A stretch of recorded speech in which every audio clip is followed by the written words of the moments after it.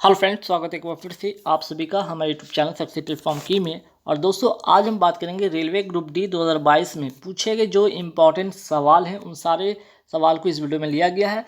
साथ ही साथ इससे रिलेटेड जो भी सवाल बन सकते हैं आने वाले एग्जाम में, उनको भी इसमें शामिल किया गया है। ठीक है, आगे बढ़ने से पहले आप लोग को बताना चाहते हैं कि 10,000 करंट अफेयर्स वाली जो सीरीज की जो PDF है, जिसमें कि आपको 7,000 से ज़्यादा क्वेश्चन वहाँ पे मिलेगा ना। 10,000 करंट अफेयर्स की सीरीज में 7,000 से ज़्यादा यहाँ पे सवाल मिलने वाले हैं, जिसमें कि आपको क्या यहाँ पे इसमें मिलेगा सवाल, ये जानेंगे। यहाँ 2022 के जितने भी, ठीक है, 2022 का जो जनवरी से लेकर अगस्त तक का सारे अपडेटेड क्वेश्चन है। साथ ही साथ 2021 के जो इंपॉर्टेंट, जैसे कि आपका स्पोर्ट हो गया, वार्ड हो गया, अपॉइंटमेंट योजना जैसे सवाल जितने भी हैं, वो सारे के सारे इस PDF में हैं।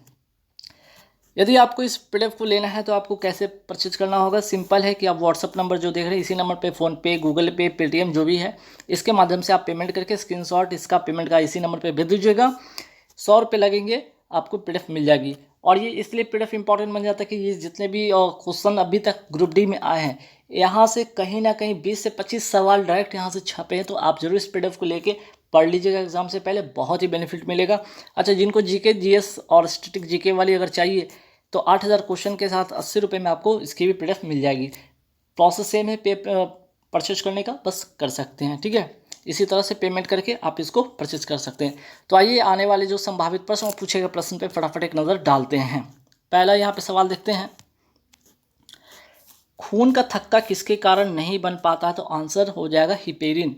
ठीक है, तो ब्लड से रिलेटेड या ब्लड क्लॉटिंग से रिलेटेड सवाल आया है, तो ध्यान रखिएगा। तो खून का थक्का बनने में कौन कौन मदद करता है? एक तो खून नहीं बनने का कारण तो यहाँ पता चल के हिपेरिन होगा, और खून का थक्का बनने में कौन कौन मदद करता है? तो 3 ऑप्शन में इस तरह से आ सकते हैं। हो सकता है कई बार आपको सिर्फ विटामिन K दिया जाए, हो सकता है विटामिन K की जगह पे जो है फैब्रिनोजन दिया जाए, या फिर थ्रोम्बिन दिया जाए। तीनों में से कोई एक ऑप्शन आपको रहेगा, तो उसमें टिक करना होगा। ठीक है, चलिए एक सवाल जो देखेंगे यहाँ पे कि राष्ट्रीय विज्ञान दिवस कब मनाते हैं, ये इस तरह का सवाल आया था। याद रखिए, दिवस से भी रिलेटेड सवाल आ रहे हैं, तो ध्यान रखिएगा। जो आपकी जनवरी से लेकर अब तक की जो भी है ना, ध्यान में रखिएगा। तो 28 फरवरी इसका करेक्ट आंसर हो जाएगा। और यहाँ पे एक सवाल पूछा गया था, CV रमन को नोबेल पुरस्कार कब मिला था? तो नोबेल पुरस्कार से रिलेटेड वीडियो बननी पड़ी है, वहाँ पे प्ले लिस्ट में जाकर देख लीजिएगा, सारे के सारे इकट्ठे मिल जाएंगे।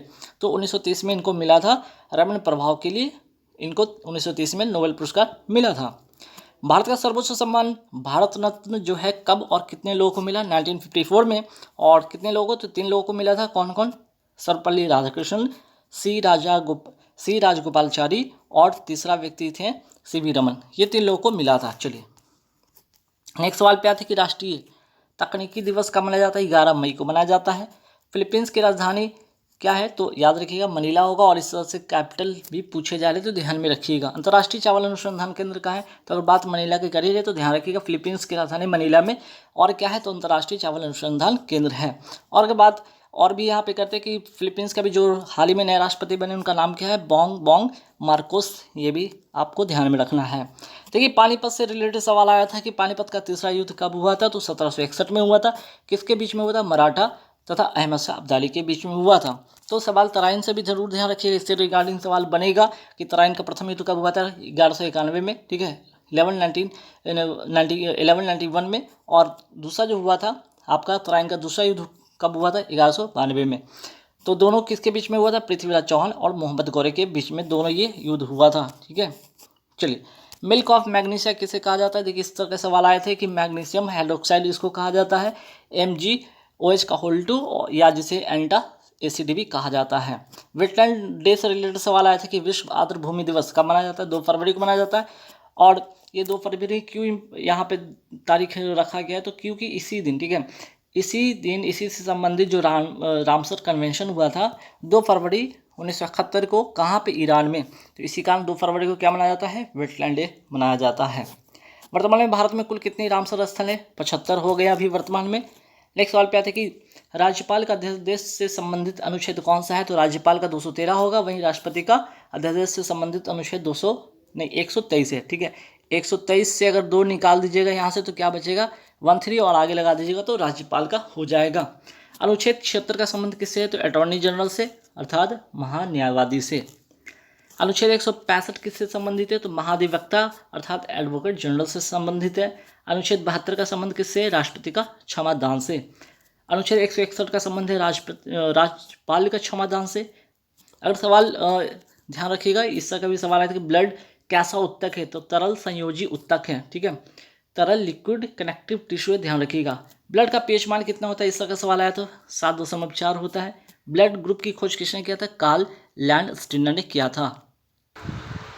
नेक्स्ट सवाल पे आते हैं कि रक्तदाता दिवस कब मनाया जाता है, 17 जून को मनाया जाता है। वही इसी से रिलेटेड सवाल आ सकते हैं जो एग्जाम में, ध्यान इसको भी रखिएगा कि आरएच फैक्टर की खोज किसने की थी, विनर ने किया था। ब्लड ग्रुप की अगर बात करें कि सर्वदाता किस ब्लड ग्रुप को कहा जाता है, ओ निगेटिव को, ध्यान रखिएगा। और सर्वग्राही अर्थात कि ब्लड ग्रुप जो रिसेप्टर होता है, यूनिवर्सल रिसेप्टर जिसको कहते हैं ब्लड ग्रुप, कौन से ब्लड ग्रुप को कहा जाता है, तो ए बी पॉजिटिव को कहा जाता है। अब देखिए साहित्य अकादमी से रिलेटेड सवाल आए थे, तो ध्यान रखिए क्या क्या सवाल आए थे और क्या क्या बन सकता है। जैसे साहित्य अकादमी का बाल साहित्य पुरस्कार कितनी भाषाओं में दी जाती है, 22 भाषाओं में दी जाती है। रक्त परिसंचरण की खोज किसने किया था, विलियम हार्ले ने किया था। भारत में कितने राज्य एवं केंद्र शासित प्रदेश हैं, तो ध्यान रखिए 28 राज्य हैं, लेकिन यहाँ पे ध्यान रखिए गलती से 9 मत कीजिएगा, 8 केंद्र शासित राज्य हैं, जो कि किस में उल्लेख है, भाग 1 और अनुच्छेद 1 में इसका वर्णन है। फजल अली आयोग की अगर मैं बात करूं तो यहाँ पे 7वां संविधान संशोधन 1956 से संबंधित है, और इस समय इसकी सिफारिश पर 14 राज्य और 6 केंद्र शासित राज्य बने थे। भारत का नवीनतम राज्य कौन सा है, तो ध्यान रखिएगा तेलंगाना है, और इसकी गठन हुआ था 2 जून 2014 को। यहाँ पे अगर बात करें विधानसभा की सीट कितनी है, तो 119 विधानसभा की सीट है, लोकसभा की सीट 17 है, वहीं राज्यसभा की सीट 7 है, ठीक। भारत का नवीनतम केंद्र शासित प्रदेश कौन बना है, जम्मू कश्मीर तथा लद्दाख, ध्यान रखिएगा दोनों इंपॉर्टेंट है। और अगर पूछ लिया जाए कि जम्मू कश्मीर में विधानसभा की सीटों की संख्या कितनी है, तो 90, और किसके आयोग की सिफारिश पर ये बना था, तो रंजना देसाई आयोग की सिफारिश पर बना था, ठीक है। जम्मू कश्मीर में वर्तमान में उपराज्यपाल कौन है, मनोज सिन्हा है। लद्दाख के वर्तमान उपराज्यपाल कौन है, राधाकृष्ण माथुर हैं। लद्दाख में अगर सवाल ये आ जाए कि लद्दाख में कितने ज़िले हैं, तो 2 ज़िले हैं, कौन कौन, कारगिल और लेह। लोसर त्यौहार की अगर बात कर लीजिए कहाँ का है, तो फेस्टिवल से भी सवाल आ रहे हैं, तो ध्यान रखिएगा लोसर फेस्टिवल कहाँ का है, लद्दाख का है। हेमिस नेशनल पार्क कहाँ का है, ये भी लद्दाख का है। लद्दाख का नया राष्ट्रीय पशु हिम तेंदुआ है, और दाचिंगम राष्ट्रीय उद्यान ये भी कहाँ का है, जम्मू कश्मीर का है। नेक्स्ट सवाल पे आते हैं कि लोहे का संक्षारण या जिसको कहते हैं जंग लगना होने पर किस रंग का परत जम जाता है, तो लाल रंग का। लोहे पर किस जंग लगने पर कैसा रंग हो जाता है, लाल रंग का। वहीं चांदी पर जंग लगता है तो कैसा, या चांदी पर संक्षारण होने पर कैसा रंग दिखता है, तो काला दिखता है। वहीं तांबे का संक्षारण होने पर किस रंग का परत जम जाता है, तो हरे रंग का परत जम जाता है। नेक्स्ट सवाल पे किस धातु पर जंग नहीं लगता है, तो सोना तथा प्लेटिनम, इस पर जंग नहीं लगता है। गैल्वीकरण में किस धातु का उपयोग किया जाता है, जिंक का किया जाता है, क्यों, ताकि इसे जंग लगने से बचाया जा सके, ठीक। चलिए WTO का अगर बात करें, यहाँ पे आप जाइए, यहाँ पे ऑर्गेनाइजेशन का यहाँ पे हेडक्वार्टर जरूर ध्यान रखिएगा, एस्टैब्लिशमेंट कब हुआ था ये जरूर ध्यान रखिएगा, क्योंकि सवाल यहाँ से आए हैं। WTO का, ठीक है, WHO का पूछ लिया गया, WTO का पूछ लिया गया। तो WTO का मुख्यालय कहाँ है, जिनेवा। कुल इसमें कंट्री मेंबर कितने हैं, 164। स्थापना होता है 1995 में होता है, किसके स्थान पर, गैट के स्थान पर, ठीक है। जनरल एग्रीमेंट यहाँ पे होगा, जनरल एग्रीमेंट, ठीक है, general agreement trade and tariff इसका फुल फॉर्म होगा। यूएन का अगर बात करें मुख्यालय कहाँ पे, न्यूयॉर्क यूएसए में है। वहीं यूनेस्को की अगर बात करें कि इसकी मुख्यालय कहाँ, पेरिस फ्रांस में है। नाटो का मुख्यालय कहाँ, ब्रुसेल बेल्जियम में है। स्थापना कब होती है, 1949 में होती है। इसमें कुल 30 सदस्य देश शामिल हैं। आसियान का मुख्यालय कहाँ, जकार्ता इंडोनेशिया में है। WHO का मुख्यालय कहाँ, जिनेवा, और इसकी स्थापना होती है 7 अप्रैल 1948 की स्थापना होती है, ठीक है। FATF का जो है मुख्यालय कहाँ पे, ठीक, तो आंसर हो जाएगा पेरिस में, और इसके वर्तमान प्रमुख कौन है, T राजा कुमार। गैट का फुल फॉर्म मैंने बताया था कि general agreement trade and tariff इसका फुल फॉर्म होगा। ILO अर्थात इंटरनेशनल लेबर ऑर्गेनाइजेशन का मुख्यालय कहाँ पे, जिनेवा, और इसके भी जो वर्तमान में प्रमुख कौन है, गिलबर्ट। OECD का मुख्यालय कहाँ पे, इसका मुख्यालय पेरिस में है। OECD का full form the organisation of economic cooperation and development इसका फुल फॉर्म होगा। यूरोपियन यूनियन का मुख्यालय कहाँ पे, ब्रुसेल्स, जो कि बेल्जियम की राजधानी है। इसमें कुल कितने कंट्री मेंबर है, 27 कंट्री मेंबर हैं। नया यूरो अपनाने वाला देश कौन सा बन गया, क्रोएशिया बन गया है। अंतर्राष्ट्रीय अगर बात करें, अंतर्राष्ट्रीय न्यायालय का मुख्यालय कहाँ पे, द हेग, नीदरलैंड में, ठीक। अनुच्छेद 21 का संबंध किससे, प्राण और दैहिक स्वतंत्रता से है। वहीं अनुच्छेद, ध्यान रखिए, अनुच्छेद 48 से पूछा गया सवाल, तो ध्यान रखिएगा 48A का संबंध किससे, पर्यावरण सुरक्षा से है। अनुच्छेद 51A का संबंध है मौलिक कर्तव्य से, जिसमें कि 42वां संविधान संशोधन के तहत स्वयंसेवी समिति की सिफारिश पर रूस के संविधान से लिया गया। 2-3 बातें और भी एक्स्ट्रा याद रखिएगा। अनुच्छेद 52 का संबंध किससे, भारत का एक राष्ट्रपति होगा, ध्यान रखिएगा। और ये सवाल आया था GST काउंसिल का जो संबंध है, अनुच्छेद 279A से संबंधित, 279A से संबंधित GST काउंसिल का, ध्यान रखिएगा। इससे ये सवाल आया था। तो उसी तरह यहाँ पे ये भी ध्यान रखिए, अनुच्छेद 21A का संबंध किससे, तो 86वां संविधान संशोधन 2000, यहाँ पे इसको ठीक कीजिए 2002 कर लीजिए, ठीक है 2002 किसका, तो शिक्षा का अधिकार, राइट टू एजुकेशन, ध्यान रखिएगा। तो अनुच्छेद 21A का संबंध है 86वां संविधान संशोधन 2002 का, शिक्षा का अधिकार से इसका संबंध है। अनुच्छेद 53 की अगर बात करें तो कार्यपालिका शक्ति, जिसमें कि क्या हुआ, कार्यपालिका शक्ति किस में होगी, राष्ट्रपति में निहित होगी, ये अनुच्छेद 53 में कहा गया है। अनुच्छेद 54 का संबंध है निर्वाचक मंडल में, निर्वाचक मंडल जिसमें इलेक्टेड MLA तथा MPs होंगे, ठीक। अनुच्छेद 56 में क्या है, तो अनुच्छेद 56 में आपका राष्ट्रपति का कार्यकाल इसमें है। वही बात करते हैं राष्ट्रपति का शपथ का जो है वर्णन किसमें, अनुच्छेद 60 में। अनुच्छेद 61 किससे संबंधित है, राष्ट्रपति पर महाभियोग का है। वही अनुच्छेद 63 की अगर बात कर ले तो भारत का उपराष्ट्रपति एक होगा। तो 52 जहाँ राष्ट्रपति का, भारत का एक राष्ट्रपति होगा, वहीं 63 क्या होगा, भारत का एक उपराष्ट्रपति होगा। अनुच्छेद 153 भारत का हर राज्य का एक राज्यपाल होगा। भारत के वर्तमान राष्ट्रपति कौन है, द्रौपदी मुर्मू 15वें क्रम की हैं। वहीं भारत के वर्तमान उपराष्ट्रपति कौन है, जगदीप धनखड़ और 14वें क्रम के हैं। नेक्स्ट सवाल पे आते हैं कि अनुच्छेद 279A का संबंध किससे, GST काउंसिल से, और कौन सा संविधान संशोधन, तो 101वां संविधान संशोधन GST से संबंधित है। और इसके जो प्रमुख कौन होते हैं, वित्त मंत्री इसके प्रमुख होते हैं। GST कब से लागू होता है और किसकी सिफारिश पे, तो ध्यान रखिए 1 जुलाई 2017 से ये लागू होता है। किसकी सिफारिश पे, तो विजय केलकर समिति की सिफारिश पर ये लागू होता है। राज्य के नीति निर्देशक सिद्धांत, जिसको कहते हैं शॉर्ट फॉर्म में DPSP, कहाँ से लिया गया, आयरलैंड से लिया गया। किस भाग में है, भाग 4 में है। कौन सा अनुच्छेद, 36 से 51 में, ठीक। चलिए अनुच्छेद 40 का संबंध किससे है, ग्राम पंचायत का गठन से है। वही अनुच्छेद 39A निःशुल्क विधिक सहायता से। अनुच्छेद 44 में क्या है, समानशील संहिता है। वहीं अनुच्छेद 47 में क्या है, पोषण के अधिकार से है। अनुच्छेद 50 में क्या है, कार्यपालिका तथा न्यायपालिका का अंतर, ठीक है, उनके शक्तियों में अंतर का यहाँ पे वर्णन है। अनुच्छेद 51 क्या है, तो अंतर्राष्ट्रीय, ठीक है, अंतर्राष्ट्रीय शांति से संबंधित है। ओमकारेश्वर बांध तथा धुआंधार जलप्रपात किस नदी पर, नर्मदा नदी पर है, और है कहाँ ये पे, मध्य प्रदेश में। जबलपुर किस नदी के किनारे बसा है, ये भी ध्यान रखिएगा, शायद सवाल इस तरह का बन जाए, तो नर्मदा नदी पर ध्यान रखिएगा। नर्मदा बचाओ आंदोलन का संबंध किससे है, मेघा पाटेकर से है। विंध्य पर्वत तथा सतपुरा के बीच कौन सी नदी बहती है, नर्मदा नदी बहती है। सतपुरा पर्वत की सबसे ऊंची चोटी कौन सी है, धूपगढ़। ह्यूमन डेवलपमेंट इंडेक्स कौन जारी करता है, UNDP अर्थात यूनाइटेड नेशन डेवलपमेंट प्रोग्राम। भारत के इसमें रैंक है 131। ह्यूमन डेवलपमेंट इंडेक्स कितने आधार पर है, 3 आधार पर। कौन कौन, साक्षरता, प्रति व्यक्ति आय तथा जीवन प्रत्याशा। वही धन निष्कासन का सिद्धांत किसने दिया था, ये सवाल आया था, ये दादा भाई नौरोजी इसका करेक्ट आंसर होगा। और poverty and British rule in India किसकी लिखी पुस्तक है, तो दादा भाई नौरोजी। तो दादा भाई नौरोजी से 1-2 सवाल इस तरह के आए हैं, ध्यान रखिएगा। प्रतिरोध का श्रेणी क्रम से रिलेटेड आपका छोटा सा न्यूमेरिकल पूछ लिया गया था, तो ध्यान रखिए इसका फॉर्मूला क्या होता है, R = R1 + R2। अगर R1 का वैल्यू दिया है, ठीक है, कुछ भी अगर 5 दिया है, R2 का वैल्यू अगर आपका दे दिया है 7 दे दिया है, तो टोटल R का वैल्यू पूछेगा तो 5 + 7 अर्थात कितना हो जाएगा, 12 ओम इसका करेक्ट आंसर हो जाएगा। तो इससे आपको फॉर्मूले ध्यान रखने तो आपका आंसर हो जाएगा। उसी तरह यहाँ तो श्रेणी क्रम के बाद पूछ लिया गया। पैरेलल में क्या होगा, तो 1/R = 1/R1 + 1/R2, ठीक है। बाकी सबको आप कैलकुलेशन कर लीजिएगा, आंसर आ जाएगा, ठीक है। R का वैल्यू वहाँ पे आ जाएगा। आदर्श गैस का नियम क्या होता है, PV = nRT, ठीक। और एशिया का सबसे बड़ा बायो CNG प्लांट कहाँ स्थापित हुआ, इंदौर मध्य प्रदेश में। तो गाइस यहाँ पे पूरे 100, यहाँ पे मैंने 100+ क्वेश्चन मैंने करा दिए हैं, जिसमें कि आपके कुछ क्वेश्चन थे जो कि एग्जाम में पूछे गए थे, और कुछ क्वेश्चन ऐसे थे जो कि एग्जाम ओरिएंटेड है, उससे रिलेटेड, ठीक है, उससे रिलेटेड जो एग्जाम में बन सकता है उसको यहाँ पे लिया गया। वीडियो अच्छा लगे तो लाइक कर दीजिएगा। और हाँ, जाने से पहले सभी से चाहेंगे कि जो लोग अभी तक PDF नहीं करते तो फटाफट आप 100 रुपये पे करके, ठीक है, 100 रुपये पे करके जरूर करेंट अफेयर्स की PDF ले लेंगे, प्लस स्टैटिक GK उसमें शामिल है। तो यहाँ से आपको डायरेक्ट क्या है, आपको आराम से यहाँ से 10 से 12 मार्क्स यहाँ से डायरेक्ट आपको बन जाएंगे। तो गाइज वीडियो अच्छा लगे तो जरूर लाइक कीजिए, शेयर जरूर कर दीजिएगा।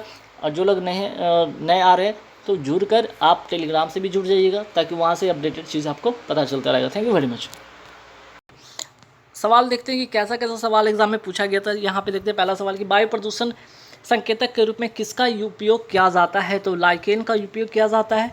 अगर सवाल इस तरह का बन सकता है कि शैवाल और कवक की तरह जीवन क्या कहलाता है, लाइकेन कहलाता है। और अगर बात यहाँ कर लिया जाए कि लिटमस पत्र किससे बनता है, तो लाइकेन से बनता है। तो लाइकेन से रिलेटेड यहाँ पे सवाल देखिए। और अगर कुछ और ये क्वेश्चन बन सकता है, वो क्या कि राइजोबियम जीवाणु जो होता है उसका क्या काम है, ठीक है। राइजोबियम जीवाणु का काम क्या है, एक तो ये सहजीवन में रहता है, दूसरा कि ये नाइट्रोजन फिक्सेशन में हेल्प करता है, ठीक है। तो यहाँ से 2-3 सवाल आप देख सकते हैं कि किस तरह का सवाल आया था और इससे रिलेटेड क्या सवाल बन सकते हैं। नेक्स्ट सवाल पे आते हैं कि पटाव सिंड्रोम, ठीक है, बात करते हैं यहाँ पे पटाव सिंड्रोम का संबंध किससे है। अच्छा, यहाँ पे एक और क्वेश्चन आया था, यहाँ पे एड्स, ठीक है, AIDS, एड्स जो है किससे फैलता है, तो HIV वायरस से फैलता है, HIV वायरस से फैलता है, ध्यान रखिएगा, ठीक है, यहाँ से ध्यान रखने वाली बात है सवाल HIV वायरस से। तो यहाँ पे अगर बात कर ले सिंड्रोम से रिलेटेड क्या सवाल बनेगा कि पटाव सिंड्रोम का संबंध किससे है, तो गुणसूत्र 13 से है। इसका लक्षण क्या है, एक कान का ना होना, दिल में छेद होना, है ना, आंखें ना खुलना, इसकी लक्षण है। डाउन सिंड्रोम की अगर बात करें तो ये जो संबंध है इसका 21वें गुणसूत्र के ट्राइसोमी से होता है, ठीक है, ट्राइसोमी से होता है, ये भी ध्यान रखिएगा। नेक्स्ट सवाल पे आते हैं कि अच्छा रिवर से रिलेटेड सवाल भी आए हैं जिसको यहाँ पे ध्यान में रखने वाली बात है। जैसे कि यहाँ पे पेरियार नदी कहाँ पे है, केरल में है, ठीक है। शरावती जो नदी है ये कहाँ पे है, कर्नाटक में है। तो पेरियार केरल में, शरावती नदी कर्नाटक में। और यहाँ पे एक बात और ध्यान रखिएगा कि शरावती जो नदी है ना, इसी नदी पर जोग जलप्रपात स्थित है। नेक्स्ट सवाल पे आते हैं कि नर्मदा नदी कहाँ से निकलती है, सवाल इसका का भी आ सकता है या बना भी है। रिवर से रिलेटेड सवाल कहाँ से निकलती है, तो मध्य प्रदेश अमरकंटक से निकलती है। और इम्पॉर्टेंट बात है कि पश्चिम की ओर बहने वाली जो नदी है ये पश्चिम की ओर बहती है और अरब सागर में गिरती है। तो नर्मदा और ताप्ती, ठीक है, ध्यान रखें, नर्मदा और ताप्ती ऐसी दो नदियाँ जो कि पश्चिम की ओर बहती है और अरब सागर में गिरती है। सवाल ऐसा आ गया कि नर्मदा नदी के ऊपर कौन सा बांध है, तो ध्यान रखिए सरदार सरोवर बांध स्थित है। नेक्स्ट सवाल पे देखेंगे टिहरी बांध कहाँ स्थित है, उत्तराखंड में है। और भागीरथी जो नदी है इसके ऊपर स्थित है।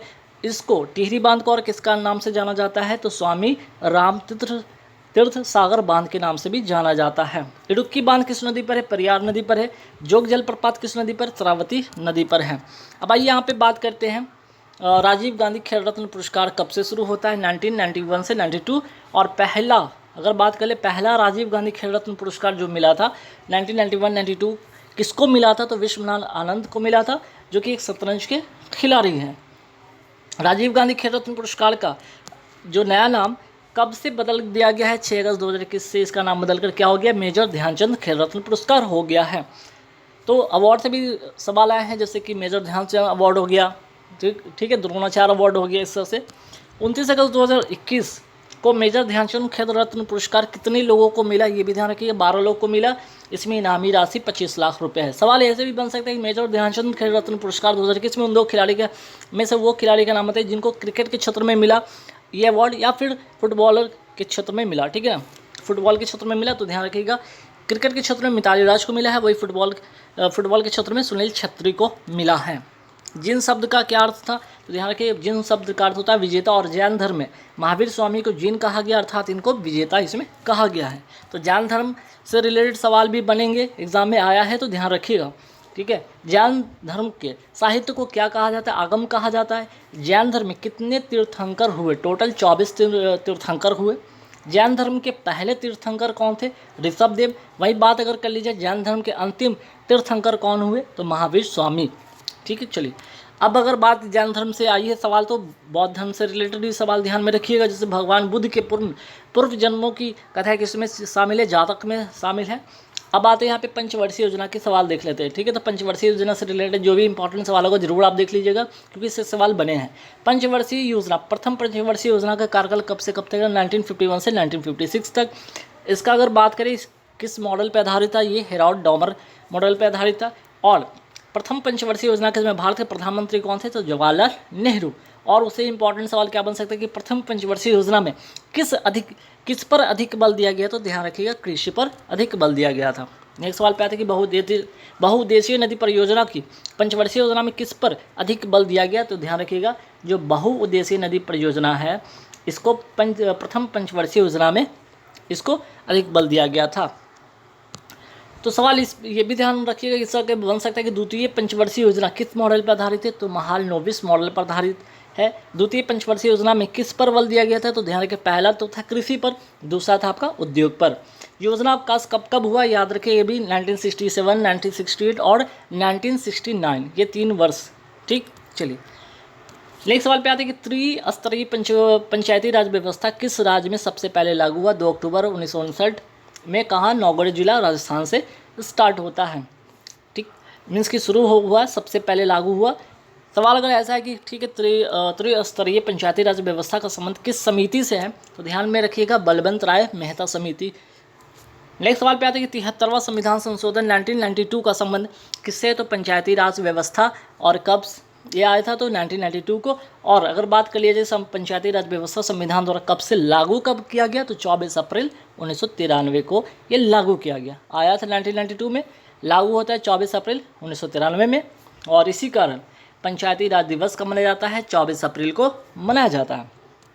तो सवाल ऐसा भी ध्यान में रखिएगा कि 73वां संविधान संशोधन कौन सा भाग जोड़ा गया था इसमें, तो 9वां भाग को इसमें जोड़ा गया। अनुच्छेद कहाँ से कहाँ तक, तो 243 से 243 तक। और अनुसूची कौन सी थी, 11वीं अनुसूची थी, जिसमें कि कुल कितने विषय थे, 29 विषय थे, ये भी ध्यान रखिएगा। नेक्स्ट, दांडी मार्च कब से कब तक चली थी, तो 12 मार्च 1930 से लेकर 6 अप्रैल 1930 तक चली थी। कहाँ से, तो साबरमती आश्रम से दांडी तक। और किसके विरोध में, तो नमक कर के विरोध में ये चली थी। नेक्स्ट सवाल आया था कि भाई नवरोज त्यौहार फेस्टिवल से रिलेटेड सवाल है, जिसकी वीडियो ऑलरेडी प्लेलिस्ट में बनी है, देख सकते हैं आप उसको। नवरोज त्यौहार का संबंध किससे, तो पारसी के नववर्ष से संबंधित है। आपात अनुबंध जो है ना, आपात अनुबंध संविधान के किस भाग में, भाग 18 में है। तो आपात से रिलेटेड अगर बात करते हैं, जैसे कि राष्ट्रीय आपात का संबंध किससे, 352 से है, आर्टिकल 352 से, जो कि अब तक 3 बार लग चुकी है।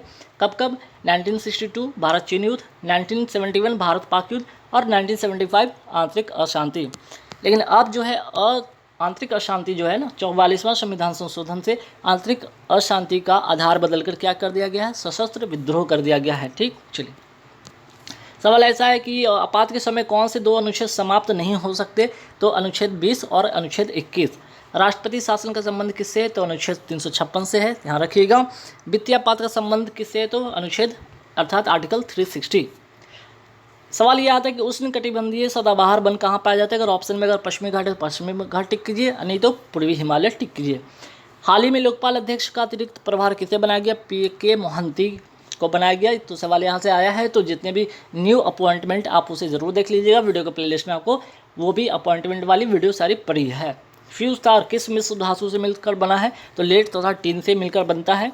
वर्ल्ड कुश्ती चैंपियनशिप 2021 में भारत का कौन सा पदक जीता, तो अंशु मलिक ने भारत की ओर से सिल्वर मेडल जीता। और ये भी वीडियो में, ठीक है, ये भी मैंने 2021 वाली स्पेशल जो वीडियो थी उसमें डाल रखा है, आप उसको भी देखते तो बिल्कुल यहाँ से आपको डेफिनेटली स्कोर होता। अगर जो लोगों ने देखा है मेरी वीडियो को तो डेफिनेटली ये स्कोर किए होंगे ये वाला क्वेश्चन को। ठीक है, वर्ल्ड कुश्ती चैंपियनशिप 2021 का आयोजन कहाँ हुआ, नॉर्वे की राजधानी कहाँ, ओस्लो में होती है। ठीक है, प्रतिरोध का मात्रा क्या होता है, ओम होता है। और ओम का नियम का यहाँ पे ध्यान रखिएगा, V=IR, इसका फॉर्मूला ध्यान रखिएगा, V=IR।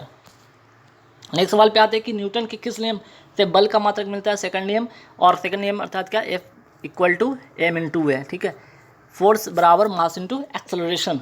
न्यूटन का प्रथम नियम क्या कहलाता है, जड़त्व का नियम कहलाता है। अगर कोई व्यक्ति बस में बैठा है, अचानक से चालू होता है बस या स्टार्ट होती है, तो व्यक्ति क्या होता है, पीछे की ओर हो जाता है, या चलती बस अचानक से रुक जाए तो आगे की ओर हो जाता है, या कम्बल पर पिटने से धूलकण के बाहर आना। ये सारे के सारे न्यूटन के प्रथम नियम पर आधारित है। रॉकेट का चलना, बंदूक का चलना, ये न्यूटन के किस नियम पर आधारित है, तो न्यूटन के तीसरे नियम पर आधारित है। ठीक है, प्रत्येक क्रिया के विपरीत प्रतिक्रिया होना। नेक्स्ट सवाल पे आते हैं कि हॉर्न सिल्वर किसको कहा जाता है, सिल्वर क्लोराइड को कहा जाता है। तो ध्यान रखिए, इससे रिलेटेड 4-5 सवाल और भी ध्यान में रखिएगा। तो हॉर्न सिल्वर किसको कहा जाता है, सिल्वर क्लोराइड को कहा जाता है, AgCl। कृत्रिम वर्षा किससे होती है, सिल्वर आयोडाइड से होती है, AgI से। चुनाव में जो मतदाता की उंगलियों पर लगाई जाने वाले स्याही को क्या कहा जाता है, सिल्वर नाइट्रेट, AgNO3 को। फोटोग्राफी में किसका उपयोग किया जाता है, सिल्वर ब्रोमाइड को, AgBr को। साहित्य अकादमी, देखिए साहित्य अकादमी से रिलेटेड सवाल क्या क्या बने और क्या क्या बन सकते हैं। साहित्य अकादमी पुरस्कार की स्थापना कब होती है, 1954 को। और पद्म पुरस्कार की स्थापना भी होती है 1954 को। साहित्य अकादमी पुरस्कार कितनी भाषा में दी जाती है, कितनी, तो यहाँ पे 24 भाषाओं में दी जाती है। हिंदी का साहित्य अकादमी पुरस्कार किसको दिया गया, तो जयप्रकाश सिन्हा को। किसके लिए, सम्राट अशोक के लिए। वहीं अंग्रेजी का साहित्य अकादमी पुरस्कार किसको मिला, नमिता गोखले को, थिंग्स टू लिव बिहाइंड के लिए। नेक्स्ट सवाल पे आते हैं कि प्रकाश संश्लेषण का जो यहाँ पे समीकरण ध्यान रखिएगा, सूर्य प्रकाश तथा क्लोरोफिल की उपस्थिति में यहाँ पे कार्बन डाइऑक्साइड और जल जो है इसके मिलने पर क्या बनता है, यहाँ पे ग्लूकोज बनता है और ऑक्सीजन मुक्त होता है। क्लोरोफिल में क्लोरोफिल में क्या पाया जाता है, मैग्नीशियम पाया जाता है। कितनी अक्षांश होती है, तो 0 डिग्री +90 डिग्री +90 डिग्री, कुल मिलाकर यहाँ पे 181 जो होते हैं टोटल अक्षांश होते हैं, ध्यान रखिएगा। अक्षांश रेखा किसे कहा जाता है? ग्लोब पर लेटी हुई काल्पनिक जो रेखा होती है वो अक्षांश कहलाता है। वहीं देशांतर रेखा किसको कहा जाता है? तो ये जो देखे ग्लोब होता है तो ये वाली जो रेखा होती है क्या कहलाती है? अक्षांश कहलाती है। वहीं देशांतर रेखाएं किसे कहते हैं? तो ग्लोब पर जो होते हैं इस तरह के वर्टिकल जो लाइन होते हैं, ठीक है, खड़ी जो रेखा होती है इसको कहते हैं देशांतर। 23.5 डिग्री उत्तर कौन से अक्षांश है? कर्क रेखा है। 23.5 डिग्री दक्षिण कौन सा अक्षांश है? तो मकर रेखा है। ठीक, देशांतर रेखा कितनी होती है? 360 होती है। दो अक्षांश रेखा के बीच की दूरी कितनी होती है? तो दो अक्षांश रेखा की जो बीच की दूरी होती है वो कितनी होती है? 111 किलोमीटर होती है। समय किससे निकाला जाता है? देशांतर से निकाला जाता है। एक देशांतर को पार करने में कितना मिनट लगता है? 4 मिनट लगता है, ध्यान रखिएगा। भारत की मानक समय रेखा कहाँ से गुजरता है? 82.5 डिग्री। और किस राज्य से? तो भारत में ऐसे 5 राज्य जहाँ से जो मानक समय रेखा गुजरती है, जैसे आंध्र प्रदेश हो गया, यहाँ मध्य प्रदेश हो गया, छत्तीसगढ़, उत्तर प्रदेश और उड़ीसा, ऐसे 5 राज्य हैं। भाई वहाँ भारत में कर्क रेखा कितने राज्यों से गुजरता है? तो 8 राज्यों से। 8 राज्य में क्या क्या नाम है? गुजरात, राजस्थान, मध्य प्रदेश, छत्तीसगढ़, झारखंड, पश्चिम बंगाल, त्रिपुरा और मिजोरम। चलिए, प्लास्टर ऑफ पेरिस, देखिए सवाल है यहाँ पे डायरेक्ट आया था फॉर्मूला कि प्लास्टर ऑफ पेरिस का फॉर्मूला बताइए, या किससे बनता है? तो जिप्सम को गर्म करने पर प्लास्टर ऑफ पेरिस बनता है। तो यहाँ पे जिप्सम देख रहे हैं CaSO4 × 2H2O, इसको जब गर्म किया जाएगा तो CaSO4 × ½ H2O अर्थात प्लास्टर ऑफ पेरिस मिलेगा। तो यहाँ से 2 फार्मूला ध्यान रखिए, दोनों मोस्ट इंपॉर्टेंट क्वेश्चन है, ध्यान रखिएगा। राष्ट्रीय आंकड़े कौन सी संस्था मापती है? तो CSO अर्थात central statistics organisation. Vitamin D, अब देखिए विटामिन से रिलेटेड सवाल क्या पूछा गया? तो विटामिन डी की खोजकर्ता कौन थे? फंग। तो इससे रिलेटेड सवाल और भी बन सकते हैं, जैसे पानी में घुलनशील विटामिन कौन से? BC। वसा में घुलनशील विटामिन कौन सी? ADEK। ठीक है। विटामिन ए का रासायनिक नाम, हाँ तो रासायनिक नाम भी ध्यान रखिएगा, जैसे कि रेटिनॉल हो गया, इसकी कमी से रतौंधी हो जाती है। गोल्डन राइस में कौन सा विटामिन पाया जाता है? विटामिन ए पाया जाता है। विटामिन B1 का रासायनिक नाम क्या है? थायमिन, और इसकी कमी से ही बेरी नामक रोग हो जाता है। देखिए विटामिन B12, इसका रासायनिक नाम क्या है? साइनोकावालामिन, और ये सवाल आया था कि इसमें कौन सी धातु पाई जाती है? कोबाल्ट इसमें पाई जाती है। विटामिन C का रासायनिक नाम क्या है? कॉर्बिक अम्ल, और इसकी कमी से स्कर्वी नामक रोग हो जाता है, जिसे क्या कहते हैं? जिससे होता है क्या कि मुसुरों से खून आती है।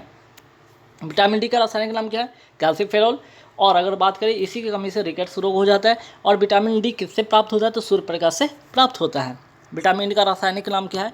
तो विटामिन ई का रासायनिक नाम है टोकोफेरॉल, और इसकी कमी से बांझपन या इनफर्टिलिटी होता है। चलिए नेक्स्ट आया था रक्त का थक्का बनने से रिलेटेड सवाल भी आया था, जैसे कि विटामिन के का रासायनिक नाम क्या है? फिलोक्विनोन।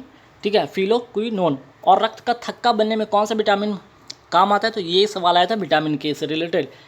ठीक है, ऑयल ऑफ विट्रोल किसे कहा जाता है? सल्फ्यूरिक अम्ल को, H2SO4 को कहा जाता है। फिर अगर इसका का सवाल भी ध्यान में रखें कि एक्वारेजिया किस अनुपात में मिलाया जाता है? 3:1 में। 3 जो होगा आपका HCl होगा, और HNO3, ठीक है, HNO3 मीन्स कि नाइट्रिक अम्ल जो होगा वो 1 अनुपात में होगा, मीन्स कि 3:1। ठीक, एसिड वर्षा में क्या होता है? H2SO4 होता है और नाइट्रिक अम्ल होता है, दोनों। एसिड वर्षा का pH मान कितना होता है? 5.5 होता है। pH स्केल किसने दिया था? सोरेनसन ने दिया था। बात करें लाल चीनी के डंक में क्या पाया जाता है? Formic acid. टमाटर में कौन से एसिड पाया जाता है? Oxalic acid. और भारत के नेपोलियन किसे कहा जाता है? सवाल ये आया था कि समुद्रगुप्त। ठीक है, आंसर क्या होगा? भारत का नेपोलियन किसे कहा जाता है? समुद्रगुप्त। ऐसे सवाल आए थे, तो यहाँ से ये भी ध्यान रखिएगा, प्रयाग प्रशस्ति किसके द्वारा लिखा गया था? तो समुद्रगुप्त के समय जो कवि थे हरिसेन कवि के द्वारा ये लिखा गया था। सवाल ऐसे ऐसे आए थे यार, आप जाके देख लो मेरे वीडियो को, जितने भी प्लेलिस्ट में वीडियो बने हैं 50-60 वीडियो डाली हुई करंट अफेयर्स की, बाकी जीके, स्टैटिक जीके की, साइंस की, इनसे हर अगर बात करें, अगर यहाँ पे करंट अफेयर्स की मैं बात करूँ, यहाँ से डायरेक्ट यहाँ पे 6 से 7 सवाल डायरेक्ट आए थे। साइंस की अगर मैं बात करूँ तो 3 से 4 सवाल डायरेक्ट मेरे आए थे। और स्टैटिक जीके की मैं बात कर लूँ, ठीक है, तो यहाँ से भी 3 से 4 ऐसे सवाल आए थे। कुल मिलाकर देखा जाए तो मेरे PDF से अगर देखा जाए कुल मिलाकर 20+ सवाल हर दिन हर शिफ्ट के एग्ज़ाम में आपको मिलता नज़र आएगा। तो जो लोग वीडियो नहीं देखे हैं, जिनका एग्ज़ाम अभी भी बाकी है, तो प्लीज़ वो सारे वीडियो को प्लेलिस्ट में जाकर वीडियो को देख लीजिएगा, या आप PDF को परचेस कर सकते हैं। PDF का परचेस सिर्फ 100 रुपये में आपको मिल जाएगा। ठीक है, करंट अफेयर्स और स्टैटिक जीके वाली, ठीक है, स्टैटिक जो जीके है वो वाली आपकी PDF मिल जाएगी, और 80 रुपये में साइंस वाली, ठीक है, साइंस और यहाँ पे स्टैटिक जीके वाली मिल जाएगी। गाइस तो वीडियो कैसे लगी कमेंट करके जरूर बताना, और हाँ इससे रिलेटेड जितने भी सवाल बन सकते हैं तो ज़रूर उसको याद करके ही जाना एग्जाम में। Thank you very much.